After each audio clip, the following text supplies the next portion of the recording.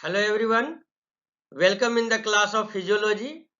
In previous class, we have learned about the digestive tract wall, their structure and the regulation of digestive process. So in this class, we will discuss about the mouth, buccal cavity or oral cavity. It is the first part of the digestive tract and it is adapted to receive food by the ingestion, break it into the small particle by mastication and mix it with the saliva. The lips, cheeks and palate form the boundaries and the oral cavity contain the teeth and tongue and receive the secretion from the salivary glands. So we will learn about buccal cavity in this lecture. So in this class, the topic will be covered the oral cavity, tonsil, teeth, saliva, salivary secretions, salivary reflex and the digestion in the mouth. So let's start with the oral cavity. It is also called buccal cavity. A human oral cavity has upper lips, lower lips and superior labial frenulum, inferior labial frenulum and lingual frenulum. It also has hard palate as well as soft palate. The soft palate is associated with the uvula. The oral cavity or mouth is the entrance to the digestive tract. The opening is formed by the muscular lips which help procure, guide and contain the food in the mouth. Lips also serve the non-digestive functions like speech organization and it has the sensory receptor that help for the making interpersonal relationship like kissing. The palate which forms the arched roof of the oral cavity, it separates the mouth from the nasal cavity. So it presents allow breathing and chewing or sucking to take place simultaneously. The uvula is hanging down from the soft palate. It plays important role in closing of the nasal passage during swallowing process. The tongue, which forms the roofs of the oral cavity, is composed of voluntarily controlled skeletal muscles. The movement of the tongue are important in guiding food within the mouth during chewing and swallowing and also play an important role in the speech organization. So furthermore, the major taste buds are also located on the tongue. So the tongue is a muscular organ in the mouth and it is covered with the moist pink tissue called mucosa. The taste bud is located primarily along the edges of the papillae on the upper surface of the tongue and provide the tongue its rough texture. There are thousands of the taste buds cover the surface of the papillae. So the taste buds are collection of nerve-like cells that connect to the nerves running into the brain. In the back of the mouth, the tongue is anchored into the hyoid bone. The tongue is vital for the chewing and swallowing the food as well as for the speech. So we can discriminate among thousands of different tastes, sensations. So yet all the tastes are varying combination of 5 primarily tastes, that is salty, sour, sweet, bitter and umami. And umami is a meaty like taste and has recently been added to the list of primary tastes that result from the tasting glutamate. Actually, This is present in flavor additive monosodium glutamate, that is also called MSG. It is primarily used in Asian country food market. So the tongue has many nerves that help detect and transmit taste signal to the brain. Because of this, all part of the tongue can detect these common taste. So there are nothing is like taste mapping. Now see this picture for the better understanding of the upper digestive tract. This one is nasal cavity, and below the nasal cavity hard palate is present. The end of the hard palate is a soft palate, and down to the soft palate is uvula. In the buccal cavity the tongue is present, and this one is epiglottis. This one is a voice box or larynx, and this one is trachea, and this one is esophagus. Now the pharynx is the cavity at the rear of the throat, and it acts as a common passageway for the digestive system by serving as a link between the mouth and esophagus for the food, as well as the respiratory system by providing access between the nasal passage and the trachea for the air. So the nasopharynx is depicted in the green color, and it receives air from the nasal cavity. The oropharynx received food from the buccal cavity, and the hypopharynx is a common passageway for the air and the food. So from the hypopharynx there are two passageways, that is trachea and the esophagus. So now we will learn about the tonsils. So tonsil are lymphoid organ and a small organ in the back of the throat. So as a part of the lymphatic system, they play an important role in the health of the body. So technically there are three sets of the tonsil in the body, that is pharyngeal tonsil, which is known as adenoids, the palatine tonsil, and the lingual tonsil, which are lymphatic tissue on the surface tissue of the base of the tongue.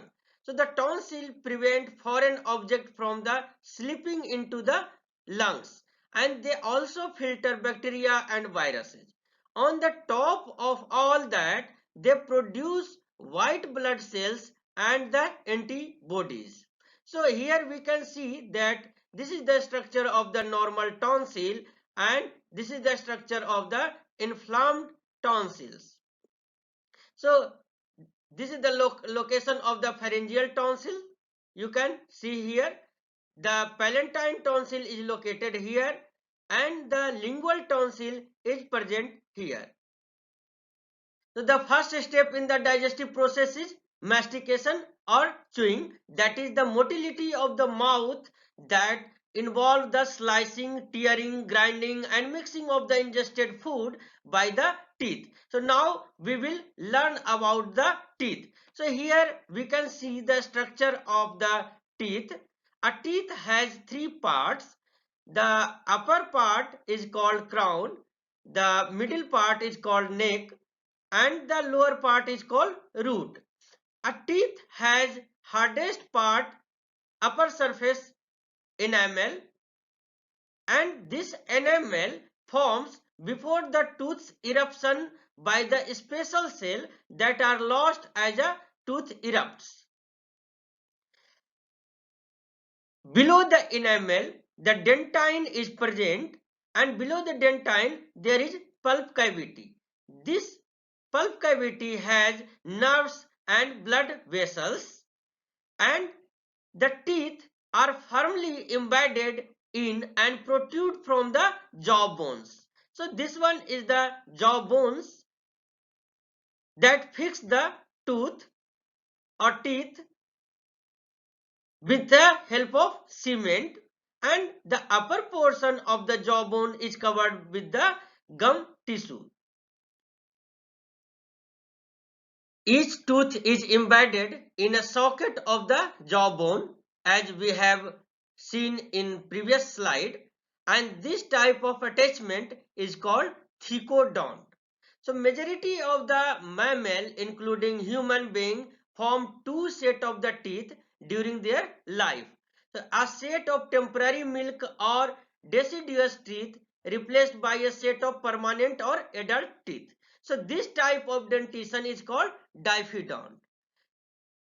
In an adult human that has 32 permanent teeth which are of four different types, it is also called heterodont dentition system. And these four different type of the teeth is called incisor, canine, also called cuspid, premolar and molar. The arrangement of the teeth in each half of the upper and lower jaw in the order incisor, canine, premolar and molar is represented by a dental formula in the human is 2:1:2:3. Actually, the teeth can exert forces much greater than those necessary to eat ordinary food. For example, the molar in an adult man can exert crushing force of up to 200 pounds, which is sufficient to crack a hard nut. But ordinary, these powerful processes are not used. So the function of chewing are first is to grind the food and break the food into smaller pieces to facilitate swallowing and to increase the food surface area on which salivary enzyme will act. Second is to mix the food with the saliva, and third to stimulate the taste bud. The stimulation of the taste bud is not only gives rise to the pleasurable subjective sensation of the taste, but also in feed-forward fashion reflexly increase salivary, gastric, pancreatic and bile secretion to prepare for the arrival of the food. So the acting of chewing can be voluntary, but most chewing process during a meal is rhythmic reflex brought about by the activation of the skeletal muscles of the jaw, lips, cheeks and tongue in response to the presence of food against the oral tissue. The upper and lower teeth normally fit together when the jaw are closed. So this occlusion allows food to ground and crust between the tooth surface. So when a teeth do not make proper contact with one another, a condition called malocclusion, and that result from abnormal positioning of the teeth and is often caused either by the overcrowding of the teeth too large for the available jaw space or by one jaw being displaced in relation to the other. So in addition to ineffective chewing, malocclusion can cause abnormal wearing of affected tooth surface and dysfunction and pain of the temporomandibular joint where the jaw bones articulate with each other. The malocclusion can often be corrected by the applying the braces which exert prolonged gentle pressure against the teeth to move them gradually to the desired position. So we have learned about the tooth or teeth. Now we will learn about the saliva. The saliva is the secretion associated with the mouth and is produced largely by three major pair of the salivary glands that lie outside of the oral cavity and discharge saliva through short duct into the mouth. So in this figure we can see that there are three pair of salivary gland, that is parotid gland, the submandibular gland and the sublingual gland. So the saliva is about 99.5% water and 0.5% electrolyte and proteins. So the salivary NaCl or salt concentration is only 1/7 of that in the plasma, which is important in perceiving salty tastes. Similarly, discrimination of sweet taste is enhanced by the absence of glucose in the saliva. The most important salivary protein are amylase, mucus, and lysozyme.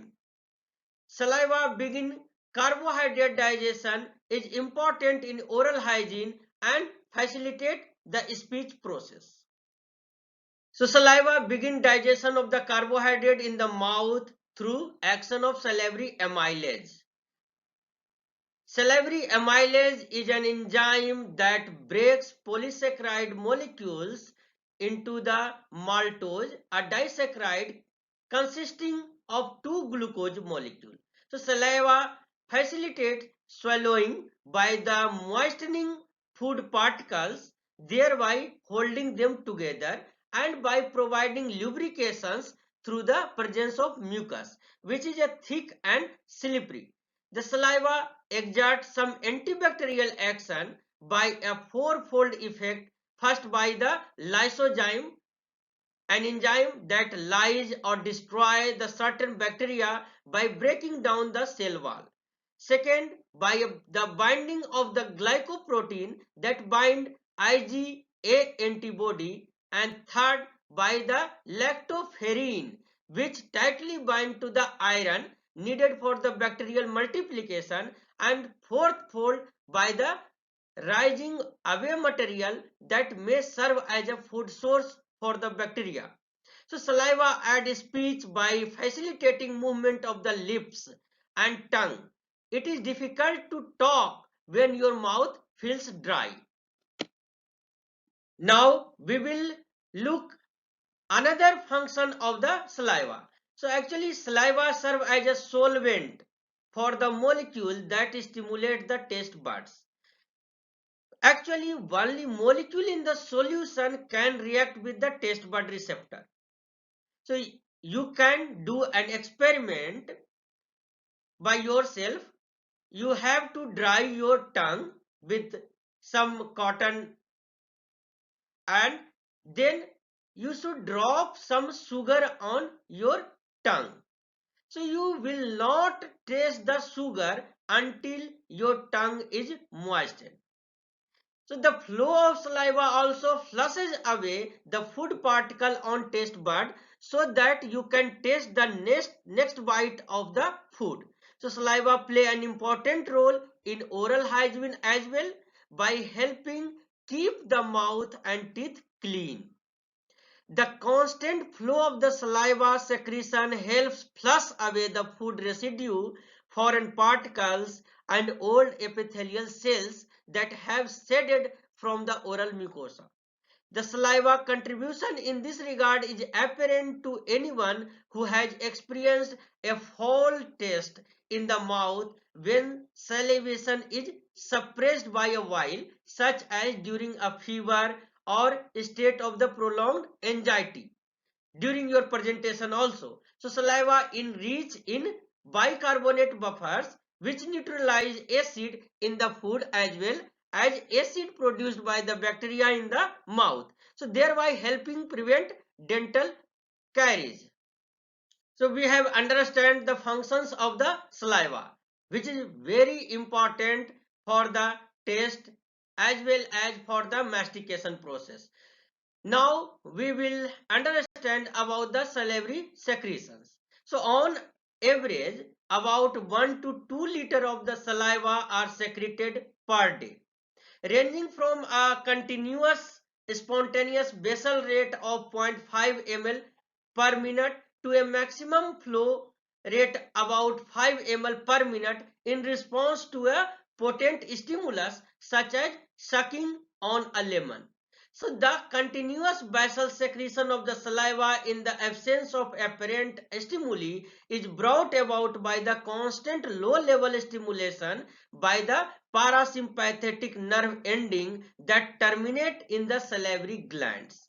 So this basal secretion is important in keeping the mouth and throat moist at all time. So in addition to this, continuous low-level secretion, salivary secretion may be increased by two types of the salivary reflex, the simple and conditioned salivary reflexes. Now we will understand about the salivary reflex pathway. Actually, salivary secretion may be increased by the two steps of the salivary reflexes, that is the simple salivary reflexes and the conditioned or acquired salivary reflexes. The simple salivary reflex occurs when the chemoreceptor and pressure receptor within the oral cavity respond to the presence of the food. So when we eat the food, the pressure receptor and the chemoreceptor which is present in our buccal cavity, that stimulate the salivary center present in the medulla, resulting that stimulate the autonomic nerves, and it lead to the stimulation of the salivary secretion to secrete the saliva. The condition or acquired salivary reflex occurred without oral stimulation. So when you just think about seeing or smell, or you just hear about the pleasant food, that initiate the saliva through this reflex. So actually when you see, smell or hear the preparation of the pleasant food, that input the stimulate the cerebral cortex, and this stimulation can stimulate the salivary center that is present in the medulla, and it stimulates the autonomic nerves, and it stimulates the salivary gland to produce a large amount of the saliva. Now we will briefly understand about the autonomic influence on the salivary secretions. So the salivary centers control the degree of salivary output by means of the autonomic nerves that supply the salivary glands. Unlike the autonomic nervous system, in the body, sympathetic and parasympathetic response in the salivary gland are not antagonistic. Both sympathetic and parasympathetic stimulation increase the salivary secretion, but the quantity, characteristic and mechanism are different. The salivary secretion is the only digestive secretion entirely under neural control. So all other digestive secretion are regulated by both nervous system, reflexes and the hormones. So both sympathetic and parasympathetic stimulation increase the salivary secretion, but the quantity, characteristic and mechanism are different. The parasympathetic stimulation, which exert the dominant role in salivary secretion, produce a prompt and abundant flow of the watery saliva that is rich in enzyme. The sympathetic stimulation, by contrast, produce a much smaller volume of thick saliva which is rich in mucus. So because sympathetic stimulation elicits a smaller amount of the saliva, the mouth feels drier than usual during the circumstance when the sympathetic system is dominant, such as stress situation. When you are presenting yourself in front of hundred of the gathering or thousand of the gathering, or when you have to perform some skit or some cultural activity in front of the audience, your sympathetic system is dominant at that time, so you just feel some dryness in your mouth. So thus people often experience a dry feeling in the mouth when they are nervous about giving a speech also. So now we will see the digestion in the mouth. So digestion in the mouth involve the hydrolysis of polysaccharide molecule into the disaccharide molecule by amylase, which is present in the salivary secretions. So however, most digestion by this enzyme is accomplished in the body of the stomach after the food mass and saliva have been swallowed. So acid inactivate this enzyme, but in the center of the food mass where stomach acid has not yet reached, this salivary amylase continue to function for the several more hours. So there are no absorption of the food stuff occur from the mouth, but some drug can be absorbed by the oral mucosa. For example, nitroglycerin. The nitroglycerin are a vasodilator drug which is prescribed by the doctor to the cardiac patient to relieve the anginal attack associated with the myocardial ischemia. So now this is the question session and I am giving you some question for your homework. You have to discuss the different types of the tonsil. You should write the answer for this question, that is the explain the salivary reflex. You have to explain the salivary reflex, how salivary secretion is controlled by the nervous stimulation, and you have to describe the control of the salivary secretions. You should elaborate the structure of the teeth, how human teeth is differ with the other animal teeth. You should learn about this. So these are the reference book which is listed here. You can go with any of this book for the better understanding of the human physiology and medical physiology. So now I am closing this session and I am requesting you all to join our next lecture that will be based on the pharynx, esophagus and stomach.